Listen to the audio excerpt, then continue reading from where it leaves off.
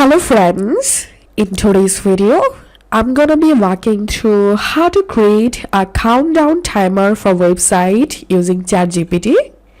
First of all, open your chatgpt and type here make a countdown timer for website using HTML, CSS and JavaScript in a single file and send this command and wait until chatgpt generate a code for your countdown timer.